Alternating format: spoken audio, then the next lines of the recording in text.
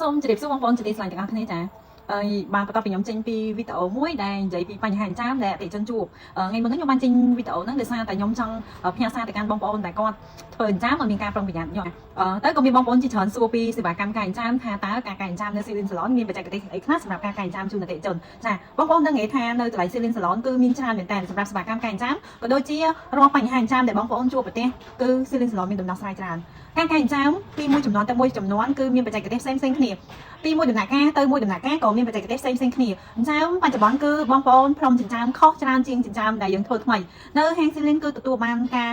កែចិញ្ចាមជារៀងរាល់ថ្ងៃបច្ចេកទេសទី1ខ្ញុំមកនិយាយពីបញ្ហាខ្លះៗដែលបងប្អូនមុននឹងទៅជួបដល់ដំណាក់កាលមួយដែលយើងទៅធ្វើសេវាកម្មព្រមចិញ្ចាមហើយមានបញ្ហាពេលដែលបងប្អូនសម្រេចចិត្តថាបងប្អូនទៅធ្វើចិញ្ចាម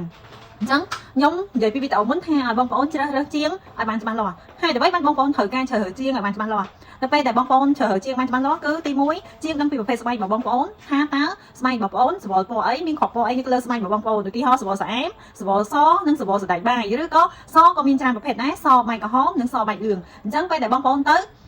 ធ្វើអញ្ចឹងគឺបើសិនជាបងប្អូនខ្វះជាងជំនាញគឺជាងនឹងដឹងហ្មងហើយគេនឹង recommend ជាទូទៅតាមតែបទពិសោធន៍ខ្ញុំរយៈពេលជាង10ឆ្នាំទៅលើវិស័យ PMU នេះគឺបងប្អូនជាច្រើនតែងតែស្រឡាញ់ចិញ្ចាមពណ៌សូកូឡាកាម៉ៅអញ្ចឹងពេលដែលបងប្អូនស្រឡាញ់ពណ៌សូកូឡាកាម៉ៅក៏មានអតិថិជនខ្ញុំដែលខ្ញុំកែចិញ្ចាមឲ្យច្រើនដែរដែលគាត់កំងសូកូឡាកាម៉ៅហើយចេញខ្មៅឬក៏ខ្មៅខ្លាំងហើយហានិភ័យថ្ងៃក្រោយទៅជាបែកពណ៌ខៀវអញ្ចឹងបងប្អូននៅពេលដែលបងប្អូនអញ្ចឹងទៅធ្វើសេវាកម្មហើយបងប្អូនជាងច្បាស់ជាងជំនាញបងប្អូននឹងទទួលបានពណ៌សូកូឡាគឺពណ៌សូកូឡាពណ៌ខ្មៅគឺពណ៌ខ្មៅពណ៌សូកូឡាខ្ចីគឺពណ៌សូកូឡាខ្ចីបាយពណ៌ស្រាលគឺពណ៌ស្រាលអញ្ចឹងពេលដែលអតិថិជនដែលមកធ្វើសេវាកម្មនៅ Celine Salon ភាគច្រើនគាត់ចង់បានពណ៌ណាគឺចេញពណ៌ហ្នឹង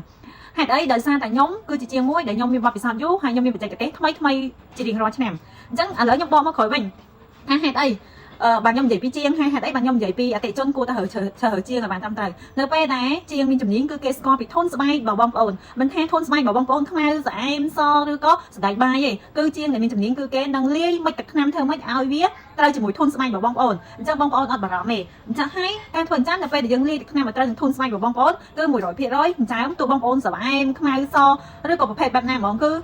ចេញមកគឺវាតាមចិត្តរបស់បងប្អូនវាត្រូវទៅតាមអ្វីដែលបងប្អូនចង់បានអានេះខ្ញុំសូមនិយាយទៅជូនទៅកាន់បងប្អូនអញ្ចឹងហើយបងប្អូនមួយចំនួនក៏សួរថាតើសេវាកម្មការចិញ្ចាមនៅឡើយខ្ញុំមានអីគេខ្លះចាទី1គឺខ្ញុំ recommend ទៅលើការបើសិនជាបងប្អូនចិញ្ចាមគាត់ដុតខ្លាំងយូរឆ្នាំហើយមានបញ្ហាខូចធ្ងន់ធ្ងរខ្ញុំ recommend ឲ្យបងប្អូនបាញ់លុប laser អាចបាញ់ម្ដង2ដង3ដងអាស្រ័យទៅលើពណ៌ជាក់ស្ដែងនៅពេលដែលបងប្អូនបាញ់លុប laser ហើយបើសិនជាបងប្អូនគ្រាន់តែពណ៌ដិតដែរតែល្មមគឺបងប្អូនអាចប្រើទឹកថ្នាំដកពណ៌បានឬក៏ remove ពណ៌នឹងបាន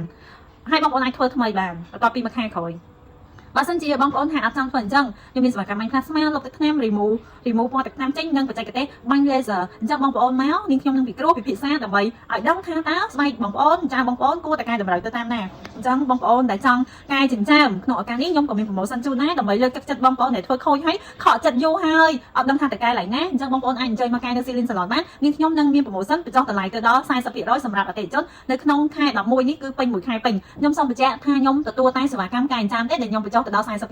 ចឹងបងប្អូនដែលមានបញ្ហាបងប្អូនអាចថតចិញ្ចាមបងប្អូនរួចហើយពីគ្រប់ភាសាបានមុននឹងមកទទួលសេវាកម្មនៅហាងនេះខ្ញុំអរគុណ